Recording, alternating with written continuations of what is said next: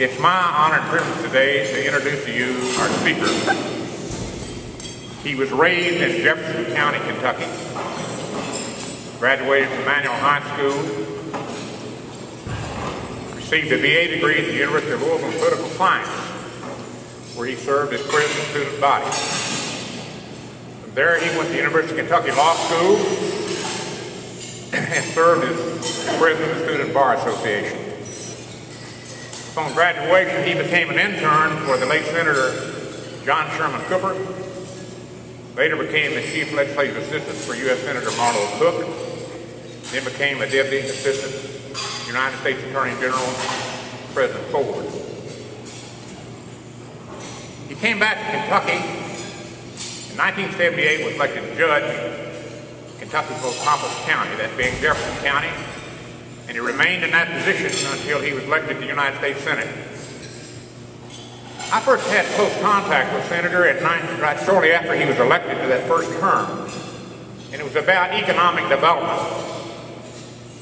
Most of you probably remember at that point in time, Big Urban Electric Corporation was in dire straits. There were 4,000 jobs in Western Kentucky at stake. Drew Scott, Don Thompson and I went to the senator's office. He'd just gotten in the office. We talked to him, and I made a presentation on behalf of Big River. I said, Senator, we're not here today asking for money. We're here today asking you to help Big River get refinancing. And I said, we understand that Big Rivers is not your problem. Matter of fact, we have another senator in Kentucky that's very closely tied to that, but it looked like it's helpless. And he listened to us for about an hour. He said, I'll help you. He helped. Big Rivers was saved. That's the first contact I had with him, and it was about economic development. He's continued to serve in the United States Senate. He's been re-elected 4 times. He has membership on the Rules Committee, Appropriations Committee, and Agriculture Committee. He's a great fellow. He's married to Elaine Chow, who was the former Secretary of Labor under President Bush.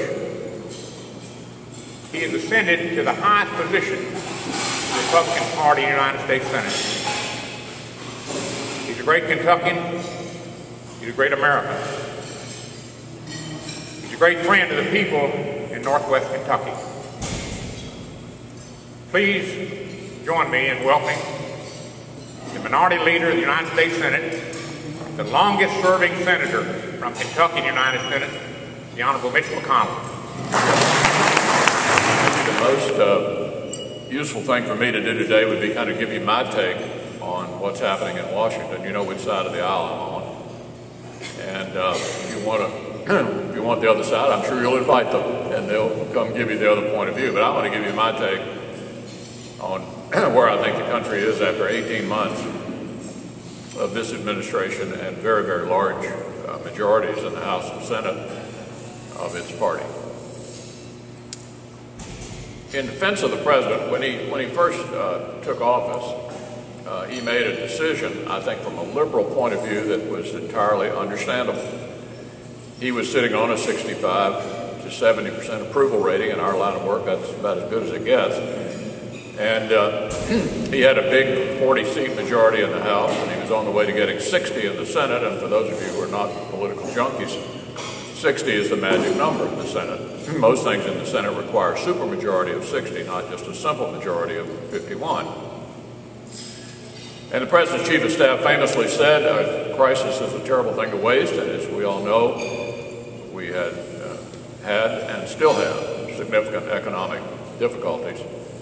So they decided to take advantage of presidential popularity, big majorities in the House and Senate, and the hope that the country would, since it was in a bad frame of mind, accept pretty much what they wanted to do. And we have experienced far left government on full display. They're running banks, insurance companies, car companies, nationalized the student loan business, took over health care, passed a financial regulation bill that we were just talking about here at the front table, ironically supported by Goldman Sachs and Citigroup, and opposed by virtually every banker I've met, not only in Kentucky, but around the country. They've got people over at the FCC trying to take over the internet, people over at the National Labor Relations Board trying to get rid of the secret ballot labor union elections. They passed a budget last year that will double the national debt in 5 years, triple it in 10. We just hired 250,000 new federal employees with the borrowed money from your grandchildren in the course of the last 18 months. Down in the state governments, I'm sure it was appreciated on a bipartisan basis. We spent borrowed money down. Today, the federal government is the single biggest source of revenue for state governments. They get more from us than they do from the income tax, their sales tax, their property tax.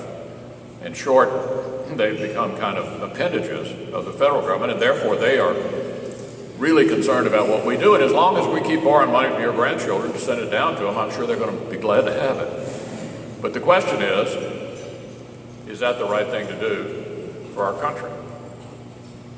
You know, from the beginning in this country, every generation of Americans believed they would leave behind a better country for their children. Every generation believed that, and even in the depth of the Depression, when polling began in the United States, people believed that. And that was a time when a lot of people were very depressed about our country. For the first time in polling, the majority of Americans do not believe that we're going to leave behind for our children a better country than we inherited. This is something we need to address. And the way you address it, obviously, is by stopping doing what we're doing. The stimulus was sold, for example, to keep unemployment below 8%. Obviously, it's just barely below 10% nationwide, and we are limping along with a very tepid growth rate. Now, what do you glean from all this? There is simply a limit, ladies and gentlemen, to how much borrowed money spending on the public sector will stimulate the economy. Because after all, the only way you get economic growth is in the private sector. And people have to believe that it's a good idea to expand employment and produce more of whatever your product is. And right now the private sector is frozen. In fact, the president had a bunch of small businessmen in the White House recently to ask them why they weren't hiring. And they listed the agenda items, and it was his agenda. His agenda. Take the health care bill, for example. In addition to the $500 billion in Medicare cuts, which hospitals all across the country are trying to figure out how to absorb, you've got $500 million in new taxes, new health care tax. And beyond the taxes, I'm reminded the Speaker of the U.S. House of Representatives said we need to pass this bill so we can figure out what's in it. We're beginning to figure out what's in it. One example, your accountant may have mentioned to you, anytime you do more than $600 worth of business with somebody, you've got to send a 1099 form to the IRS and to the vendor.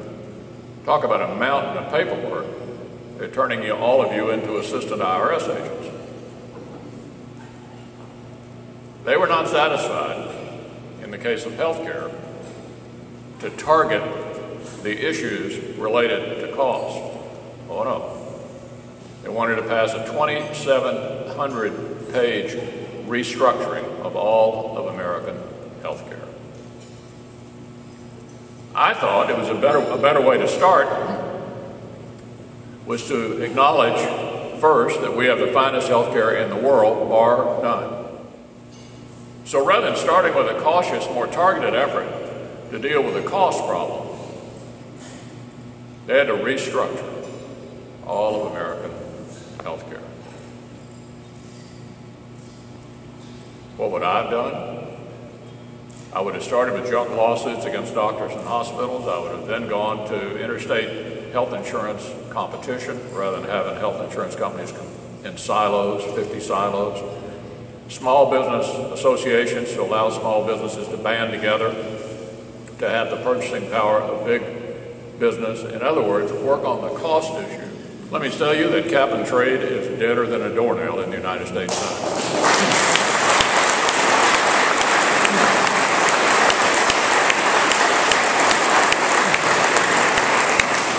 good news.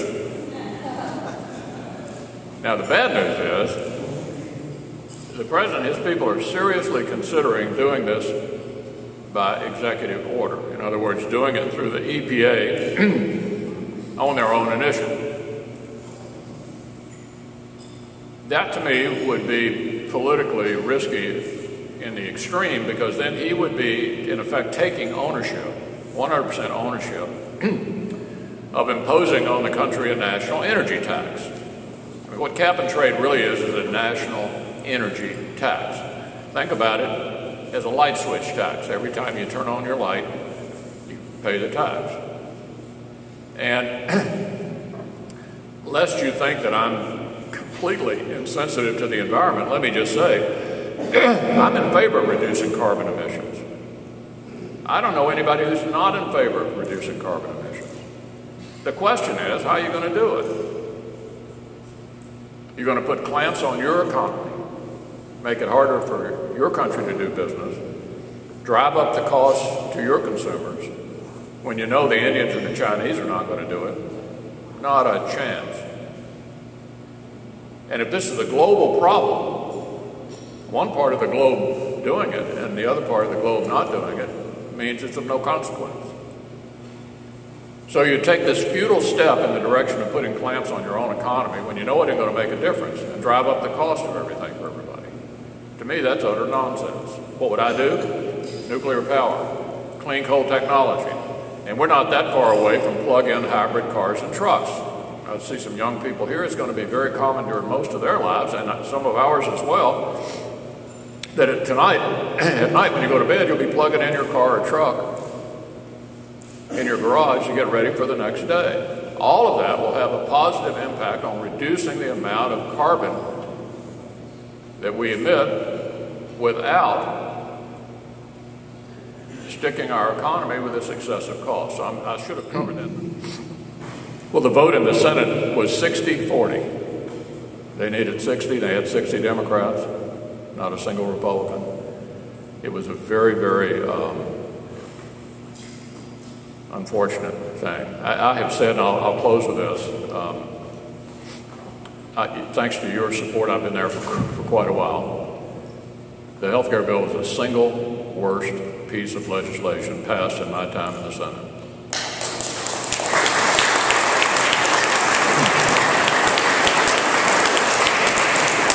So let me close on a more optimistic note.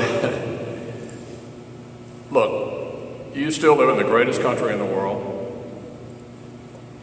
We have the ability to make these changes. We have the will and the way to leave behind a better America for our children than we inherited.